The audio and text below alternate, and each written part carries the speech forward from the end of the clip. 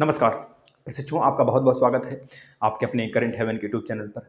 सभी प्रशिक्षु जो थर्ड सेमेस्टर में जिनका फिर से पेपर होने वाला है मैथ का, और रही बात थर्ड सेमेस्टर जो देने वाले हैं फिर से वापस से, उनके लिए मैथ का बेहतरीन लेक्चर, मैथ का जो हवा बना रहता है बच्चों के अंदर, वो हम खत्म कर देंगे।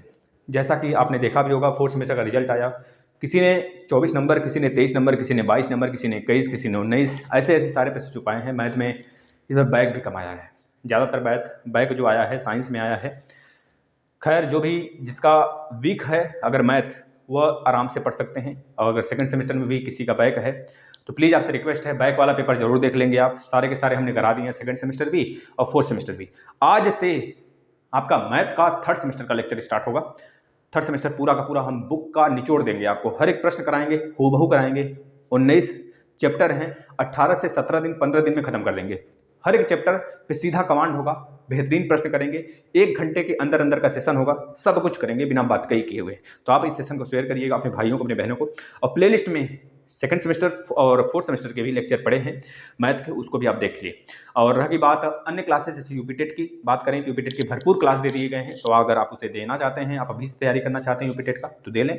नीचे डिस्क्रिप्शन में टेलीग्राम का लिंक दिया गया है, अगर आपकी इच्छा हो तो जुड़ सकते हैं। चलिए, धन्यवाद। अब हम लोग स्टार्ट करते हैं अपनी सारी बातें, ठीक है भाई। सभी को तहे दिल से शुक्रिया है। आज हम केवल और केवल सिलेबस देखेंगे, केवल और केवल सब्जेक्ट जो आपको पढ़ने हैं मैथ के। मैथ थर्ड सेम डीएलएड के हैं भाई, थर्ड सेम डीएलएड के विषय पर हम यहाँ पे चर्चा करेंगे। और सारा का सारा आज सिलेबस देखेंगे, बस सिलेबस मैथ का जो भी है डीएलएड का, आपका सिलेबस डीएलएड मैथ में जो चीज़ें हमको पढ़नी है, किस पे ज़्यादा फोकस करना है, सब कुछ आज हम बताने वाले हैं। एक एक चीज़ नोट करिएगा। पहला जो हमें पढ़ना है, पहला टॉपिक मैथ में आपके थर्ड सेमेस्टर में क्या है भैया, देखना। पहला क्या है आपको, अनुपात। बहुत ही अच्छा रोल होता है इसका, हर एग्जाम में बहुत ही बेहतरीन रोल रखता है अनुपात। समानुपात, समानुपात, समानुपात, अनुपात, समानुपात। इसके बाद बात करें अनुलोम। अनुलोम ये पहला टॉपिक है। अनुलोम, प्रतिलोम, प्रतिलोम, प्रतिलोम, अनुलोम, प्रतिलोम, ऐसे ही। और इसके बाद समानुपात, समानुपात हो गया ना। तो ये सारी चीजें हैं, ये पहला टॉपिक है। पहला टॉपिक हमें पढ़ना है, इसको मात्र 1 दिन में खत्म करेंगे, बेहतरीन तरीके से उड़ा देंगे, समझ आ जाएगा आपको, ठीक है ना। दूसरा देखिए, दूसरा टॉपिक हमें क्या पढ़ना है भाई, समानुपाती राशियों। समानुपात राशियों होता है ना, समानुपात। देखिए, अनुपात का मतलब 1, समानुपात का मतलब 2 हो गया। इस तरह की राशियां पढ़नी है, ठीक है। समानुपात, समानुपाती राशियों, समानुपाती। भाई रखिए, इस पे मात्रा वगैरह पे मत जाइएगा, मात्रा वगैरह हमारा गलती बहुत ज़्यादा होते हैं, तो मात्रा वगैरह पे नहीं जाना है आपको, सीधा आपको अपने टॉपिक पे आने हैं, ठीक है ना। समानुपाती राशियों में बाह्य, बाह्य पदों, बाह्य पदों एवं मध्य पदों, मध्य पदों, मध्य पदों, मध्य पदों के गुणनफल में संबंध, गुणनफल में संबंध या फिर से संबंध। बस टॉपिक समझ लीजिए, ये टॉपिक दूसरा नंबर पढ़ना है मात्र। इसको भी 1 से, मतलब ये इसके साथ 2 चैप्टर हम खत्म करेंगे दूसरे दिन, बहुत जल्द खत्म होगा। इतना बस समझिए कि, इतना बस समझ लीजिए आप लोग कि आप लोग को रिवीजन करने का भी समय मिलेगा, प्लस मैराथन क्लास भी देखेंगे। फरवरी में, अगर फरवरी के पहले वीक में अगर एग्जाम ले लेते हैं, दूसरे वीक में भी ले लेते हैं, पहले वीक में भी ले लेते हैं, तब भी हम तैयार रहेंगे, अपने आप को पूरा तैयार किए रहेंगे। याद रखना बच्चों, बस साथ देना, सपोर्ट करना और शेयर करना बस क्लास को। घातांक की अवधारणा पढ़नी है, घातांक बहुत बेहतरीन तरीके से पढ़ेंगे। घातांक की अवधारणा कभी नहीं भूलोगे, जिंदगी में नहीं भूलोगे। अगर इतना पढ़ रहे हैं आप ना, हमसे अगर पढ़ रहे हैं, तो यूपीटेट भी तैयार हो रहा है, आपको इतना याद रखिएगा। घातांक की अवधारणा की मतलब बच्चों बात करें तो a की पावर n गुणे a की पावर m अगर होता है तो a की पावर m इंटू n हो जाता है, यही होता है ना, प्लस हो जाता है। क्या होता है, m प्लस n हो जाता है। जब बेस बराबर होते हैं तो घात आपस में जुड़ जाते हैं। वही चीज अगर बात करेंगे, बेस अगर गुणा कर रहे हैं तब जुड़ेंगे, अगर बेस उसी जगह ऐसे हो जाते हैं, भागा हो जाता है, तो यहाँ पर हो जाता है a की पावर में m माइनस n हो जाता है। अगर उसी जगह बात करेंगे a की पावर में यम है, उसके पूरा का पावर में n है, तो ये हो जाता है a के पावर में m इंटू n। अगर उसी जगह बात करेंगे a के पावर में m है, पावर में n है, तो इसका निर्णय कुछ नहीं निकलता है, पहले m के पावर में n निकालेंगे, फिर a के पावर में जो आएगा वह निकालेंगे। तो ये सारी चीजें हैं, हम पढ़ाएंगे बेहतरीन तरीके से, आपको बस देखते चलना है। तीसरा टॉपिक हो गया। तीसरा के बाद चौथा देखिएगा, चौथा में क्या पढ़ना है, पूर्णांक। चौथा लिखते रहिए भाई, आपको लोग लिख लीजिए थोड़ी सी। पूर्णांक, पूर्णांक तथा परिमेय, पूर्णांक तथा परिमेय संख्याओं संख्याओं को धनात्मक आधार पर, धनात्मकता के आधार पर संख्याओं को यहाँ पे लिख लीजिए घातांक के रूप में लिखना, संख्याओं को घातांक के रूप में लिखना। देखना ध्यान से, पूर्णांक तथा परिमेय संख्याओं को घातांक के रूप में लिखना, है ना। पूर्णांक भाई देखो, हर हर महादेव का नारा लगाते रहो भाई, बीच में अगर थोड़ा सा भी लगे कि हम हारने वाले ना, ये महादेव की कृपा जो असीम कृपा है ना, आपको जरूर लगेगी। और हमारी काशी नगरी आपका पूरा सपोर्ट बनेगा बच्चा। याद रखना, हमारी जो काशी नगरी है ना, भोले बाबा की नगरी, ये किसी का बुरा नहीं चाहती है। सबका भला हो तो जग भला हो, बस यह चीज़ें हैं। अपना भला हो तो जग भला नहीं, सबका भला हो तो जग भला होगा। यह चीज़ें रट लगा के बैठिए, याद रखना बच्चों। जो चीज़ें आपको फ्री में दी जाती हैं उसका भरपूर फायदा उठाइए। देखिए, पूर्णांक तथा परिमेय संख्याओं को घातांक के रूप में लिखना। जो पूर्णांक है, पूर्णांक का मतलब क्या, 1, 2, -2, -3, ये सब के सब पूर्णांक में आते हैं, जिसको नंबर लाइन पे शो किया जा सकता है। पूर्णांक तथा परिमेय संख्याओं को घातांक के रूप में लिखना। जैसे बात करेंगे 16, ये पूर्णांक है, तो घात के रूप में लिख दीजिए 2 के पावर 4, 2 दूनी 4 दूनी 8 दूनी 16, 2 के पावर 5, यह घातांक के रूप में है। तो इस तरह की बातें हैं, उस पर हम चर्चा करेंगे। पांचवा देखिएगा, पांचवा हमें क्या पढ़ना है, सरल व चक्रवृद्धि ब्याज। सरल व चक्रवृद्धि ब्याज की संकल्पना। सरल व चक्रवृद्धि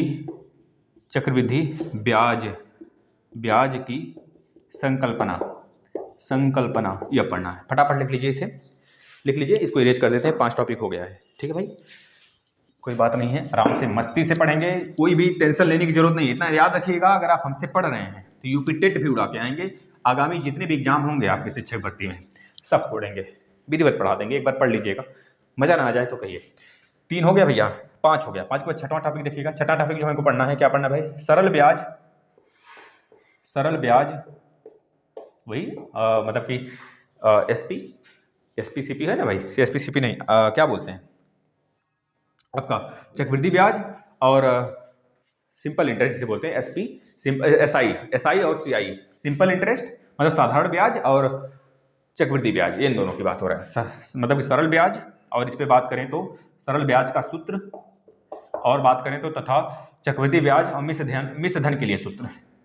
सरल ब्याज का सूत्र और मिश्र धन और भैया मूलधन, यही चैप्टर का नाम है आपका भाई, देख सकते हैं आप, मूलधन। और इसी तरह से चक्रवृद्धि ब्याज के लिए भी, सूत्र हो गया मिश्र धन मूलधन का, यह हो गया, ये छठा टॉपिक हो गया। 7वां क्या देखना भैया हमें, 7वां देखना है बैंक की जानकारी। हम बताएंगे इसमें कितने प्रकार के चेक होते हैं, यह सब इसमें है। बैंक की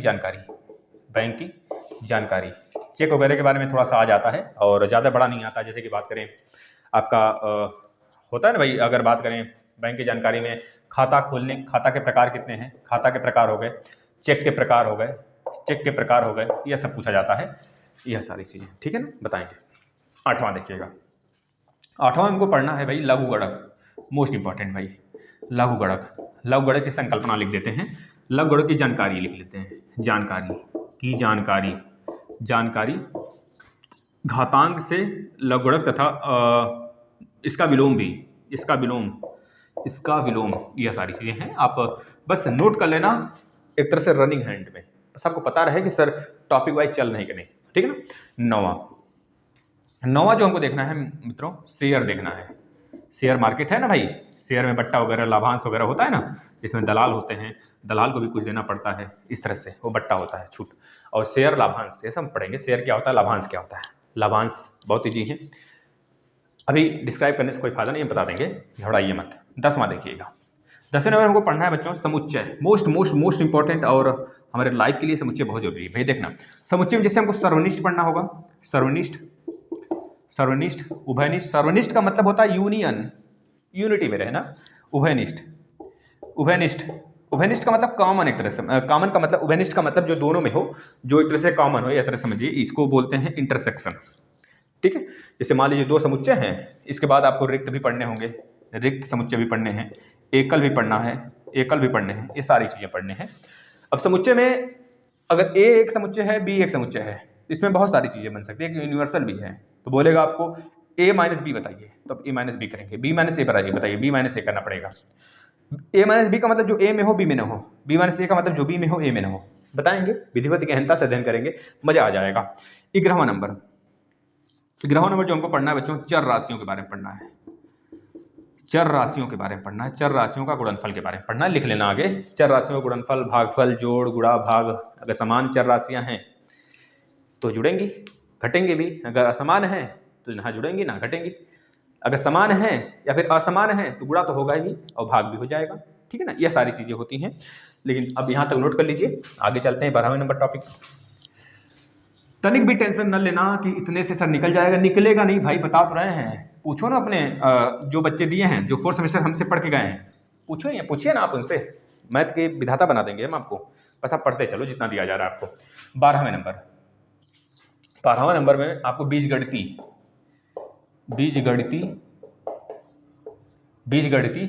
व्यंजकों के बारे में पढ़ना है। बीजगणितीय व्यंजकों के बारे में पढ़ना है। और इसमें एक पदी, द्विपदी, त्रिपदी जो आते हैं ना, वह सब लिख लीजिए। एक पदी, द्विपदी, त्रिपदी, इसके बारे में पढ़ना है ना, ठीक है। इसके बाद 13वें नंबर का, 13वां नंबर देखिएगा। 13वें नंबर में हमको क्या पढ़ना है भाई, ध्यान से देखना। बीजगणितीय लिखते चलिए आप लोग। 13वें नंबर पे हमको जो पढ़ना है, अवर्गीकृत आंकड़ों के बारे में पढ़ना है। अवर्गीकृत आंकड़े, इसमें माध्य हो गया। अरे हमने बहुत बार इसको पढ़ा है भाई, अगर यूपी टेट के क्लास किए होंगे आप तो उसमें भी पढ़े होंगे। माध्यिका,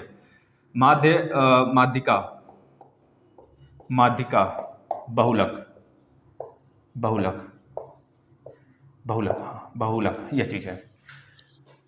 इसमें हमने बताया था आपको कि बहुलक बराबर 3 माध्यिका माइनस 2 माध्य, यह एक फॉर्मूला बताया था आपको। बहुलक बराबर 3 माध्यिका माइनस 2 माध्य, यह फॉर्मूला था इसके लिए।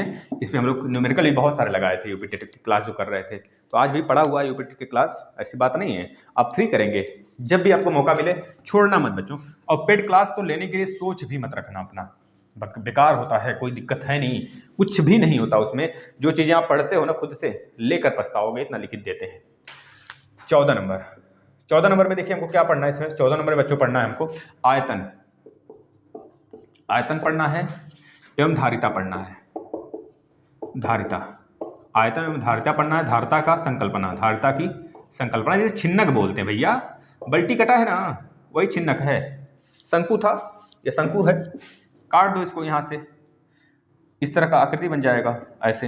ये बल्टी ही तो है, इस गिलास है, बल्टी है, ये सब छिन्नक है, ठीक है ना।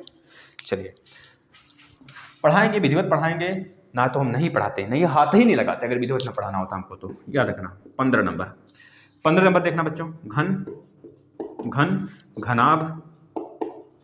घनाभ की अवधारणा, ये दोनों हम एक ही में समझा देंगे। ये दोनों हमारे समझ से एक ही चैप्टर में हम समझा देंगे। घनाभ है तो आयतन निकलेगा ही, एरिया भी निकलेगा, पृष्ठ का क्षेत्रफल भी निकलेगा, है ना। सबसे बड़ा स्टिक कौन रखा जाता है ये भी निकलेगा, तो हर एक चीज बताएंगे, घबराना मत। 16 नंबर में जो हमको पढ़ना है बच्चों, वह पढ़ना है वृत्तखंड बहुत बेहतरीन तरीके से पढ़ेंगे, भूल कर भी भूल नहीं सकते, है ना। वृत्तखंड इतना यादगार बना देंगे बच्चों ना कि चाह कर भी सोचोगे भूल जाए ना, दिमाग में सोते सोते बड़बड़ाओगे। त्रिज्यखंड और वृत्तखंड बहुत ही इंपॉर्टेंट है। त्रिज्यखंड में और वृत्तखंड में हम पढ़ाएंगे, उसमें आकृति बनाएंगे, बहुत सारी चीजें होंगी, बस आप लिखते चले जाना। 16 नंबर हो गया। 3-4 टॉपिक और हैं, लिख लीजिए। अगर हम चाहें बच्चों ना, मात्र 5 से 6 दिन में आपका मैराथन लगा खत्म कर दें, लेकिन कोई अब इतनी जल्दी आवश्यकता नहीं है, लेकिन जैसा होगा हम बताएंगे। चलेंगे 1-1, 2-2 चैप्टर, 3-3 चैप्टर ऐसे खत्म करेंगे एक दिन में, ठीक है ना। 17, जिससे आपको कम समय भी लगे, आप आराम से पढ़ लें, ठीक है। 17 नंबर देखिएगा, हमको क्या पढ़ना है, वृत्तखंड का व्यास। वही चीज हो गया कि नहीं बताना, बस चैप्टर अलग कर दिया है, कोई दिक्कत है नहीं। पिछले में वृत्तखंड पढ़ना था, त्रिज्यखंड के बारे में संकल्पना पढ़ना था, इसमें वृत्तखंड का व्यास के बारे में, वृत्तखंड के व्यास के बारे में पढ़ना है। आपके सिलेबस ही है भैया। 17 के बाद 18 देखिएगा, क्या पढ़ना है, वृत्त की छेदक रेखाएं, वृत्त की छेदक रेखा एक प्रश्न पूछा गया था ऐसा कि बताइए, अगर दो वृत्त हैं, दो वृत्तों का कम से कम सबसे कम से कम उनके बीच की त्रिज्या का अगर हमको देखना है कि उनके बीच के दो वृत्त हैं, दोनों वृत्तों के बीच की अगर चाहें बनाए ऐसा दो वृत्त कि उनके बीच क्या कम से कम हमें एडिशन मिले, कम से कम जोड़ आए, तो बताओ ये वृत्त किस प्रकार के होंगे? क्या अंतःछेदक होंगे, क्या बाह्य छेदक होंगे, कि बाह्य स्पर्शी होंगे, कि स्पर्शी नहीं होंगे? इस तरह से पूछा गया था। तो आप याद रखना, वो अगर सेंटर से हम ले जाए ना, इसके सेंटर से इसको, इसके सेंटर से इसको, तो अगर इसका सेंटर यह है तो मतलब इसका सेंटर यह है, मतलब अब जाकर हमें क्या मिलेगा? सबसे छोटा इनका डिस्टेंस मिलेगा, इसके सिवा कोई और चारा नहीं है, यही मिलेगा। और स्पर्श रूप में देखेंगे तो बहुत सारे स्पर्श होते हैं। एक तो ऐसे स्पर्श हो गया, एक यहाँ से, एक यहाँ से, एक यहाँ से, 3 स्पर्श मिलेंगे इसमें। अगर बात करेंगे दूर हैं तो इसमें 2 स्पर्श मिलेंगे, ठीक है ना।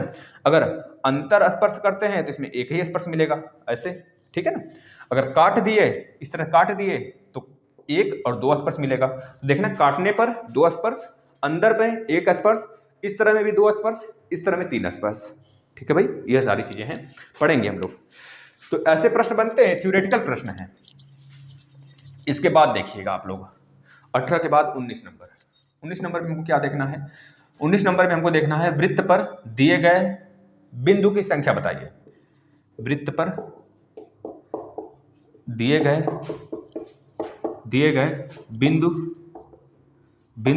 बिंदु से स्पर्श रेखा कितनी खींची जाती है? अच्छा, स्पर्श वाला भाई, ये छेदक वाला था या स्पर्श रेखा के लिए है, ठीक है ना। यह चीज देखिए है तो तीनों एक ही। जो नीचे हम लोग 16 नंबर देखिए थे वो भी वृत्तखंड, त्रिज्यखंड, मतलब चारों चैप्टर एक ही है, लेकिन थोड़ा सा बस नाम के डिफरेंस के कारण अलग अलग चैप्टर बना दिया है। तो कोई दिक्कत नहीं, इसको हम एक ही दिन सिमटा देंगे, ठीक है। ये रहा पूरा का पूरा सिलेबस आपका मैथ का, 3rd सेमेस्टर का, DLED 3rd सेमेस्टर का। बताओ कुछ भारी लगा? हमें लग रहा है हम कुछ पढ़ा दिए, सब कुछ पढ़ा दिए, लेकिन ऐसा नहीं है। पढ़ाएंगे विधिवत, मज़ा आ जाएगा, मज़ा आ जाएगा।